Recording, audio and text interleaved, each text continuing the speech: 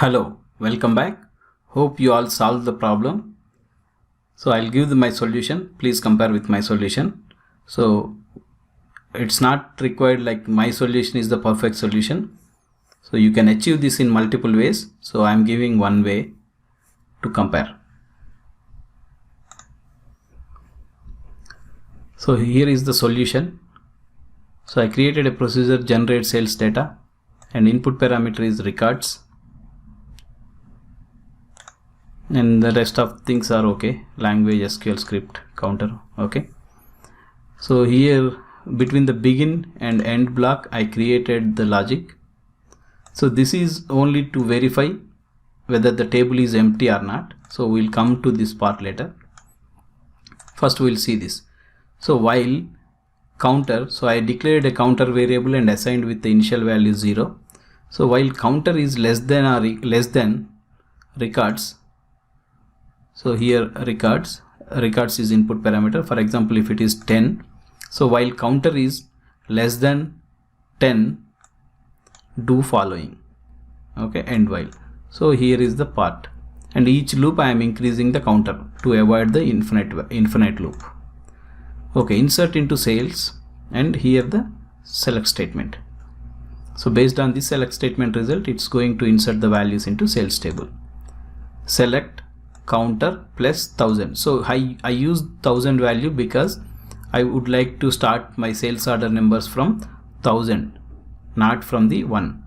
Okay, that's the reason I gave 1000 to add counter. So it starts from 1000. So that is the first field, sales order, and then add days. So here if you see, okay, we will see this function in detail now. For example, select, I'll use this function to date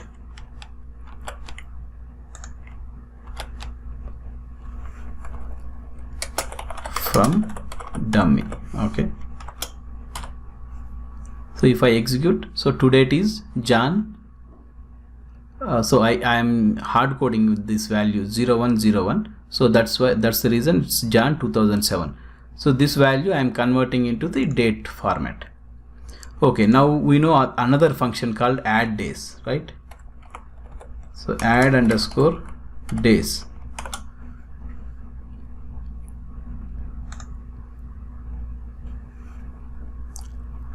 So for add days, so this is the date value. The first column is going to be the date value. So that is the date value, and I will add 2 days. So if I do like that, then I'll get Jan 3rd. So I gave value Jan 1st, and I'm adding 2 days to get the value Jan 3, like that. So if I add a value dynamically, if I use rand, so you know what is the rand function, right? Select rand from dummy.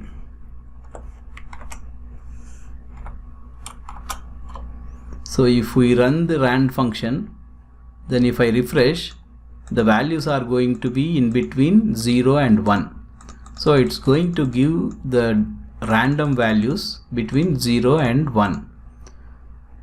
So when I get between 0 and 1, and if I multiplied with 730, so that means 2 years worth of data, 365 plus 365. 365 plus 365, 730. So 2 years worth of date range I'll get with this rand multiplied by 730. Okay, so let's copy that, and I'm going to use here.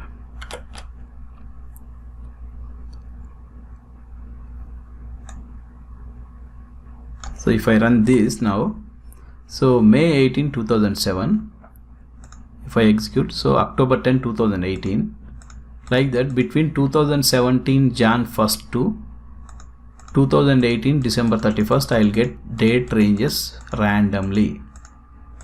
Okay, that's how this is formulated. Okay, this date is going to be our transaction date. And then this is simple. By now you will understand this.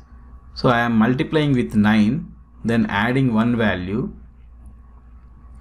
and I am rounding the value to 0 decimals. So I will get only integers. Then I am taking the substring of start with first value and take only one value. So if I get 10 or 11, then I will take 1. If I get 9, 8, 7, so I will take the single decimal. So the same function I used again here. You can try this by breaking this statement only rand, then multiply with 9, then add 1, then round the value to 0, and then take the substring. So like that you can try with the dummy table here. So for example, rand, if I multiply with 9, then instead of 0 to 1, I will get 1 to 9. And those decimal values I am going to round it. If I use round,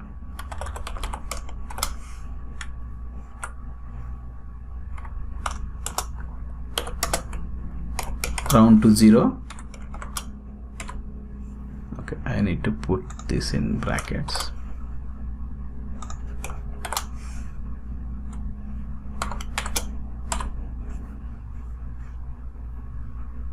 Oh, sorry.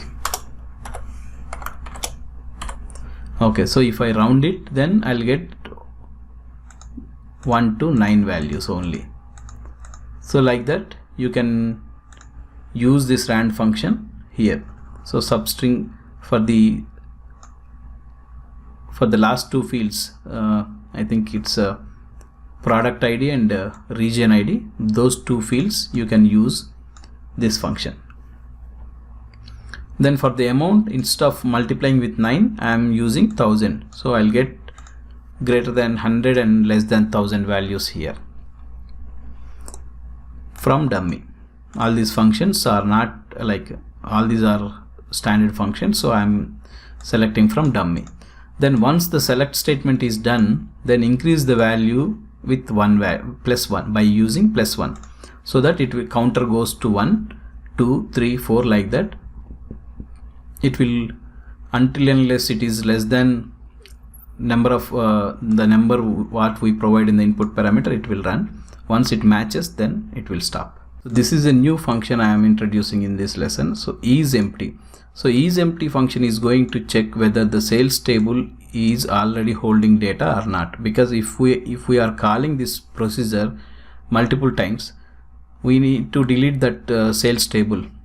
Otherwise it will keep adding the number of records to that sales table. So that's why I'm using a function called isEmpty of sales table. So if not isEmpty, that means if sales table is not empty, then it's going to delete records from sales table. If it is empty, then it will come to while loop directly. Okay, so I would like to set the schema name to T4H, because right now it is in schema, test schema. Okay, then we'll create this procedure. Okay, our procedure successfully created. Now it's time to test it. Call procedure, and our procedure is going to create it in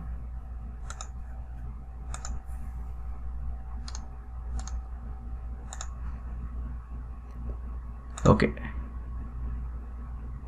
It's not okay. This is okay. This is our procedure. So if you remember, in our previous in our earlier session, we created a development object, sorry, a design time object. So that design time object is concatenated with package, then procedure name. Okay, now we are going to call this procedure for 10 records. So before that, we will see how many records in select star from sales table. So sales table is empty.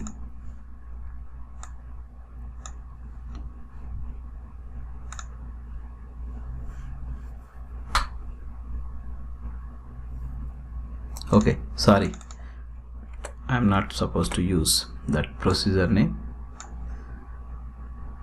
I was deleting procedure, so it came in mind. Okay, procedure executed successfully. Then refresh the sales table. So sales table is got 10 records now, and sales order ID started with 1000 and dates are 2018 and 17. We have 2 years worth of like random dates.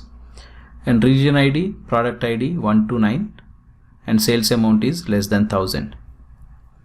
Okay, so if I say now maybe 5 records, so this time it's going to hit this block. If not empty, it's not empty, so it will delete records, then it will insert. So if I simply call this procedure, then if we see, we'll have only 5 records now. So it's not required to just limit the value to 5 or 10. I can generate directly 10,000 records. So 10,000. Okay, but it may take few seconds, because right now it is executing in 1 millisecond, something like that. So let's see how many seconds it will take based on your system capacity. So it's executing. While executing, this button will be grayed out, so it executes in background. So once it executes, we'll get the result here. Okay, it successfully executed and in 11 seconds. So in 11 seconds time, we inserted 10,000 records into the sales table. So let's run the sales table. Okay, my current limitation is 1000 records, so that's why 1000 records pulled out. Okay, 1000 records pulled out. But to see the actual count, select count star. Okay, 10,000 records. Okay, that's how it works. Okay, hope you understand, and this is very useful when you are learning HANA SQL, and if you want to generate so many records for your testing purpose, then this is the best way to generate random records. And rand function is very handy in generating the random values. Okay, happy learning. See you in the next lesson. Bye.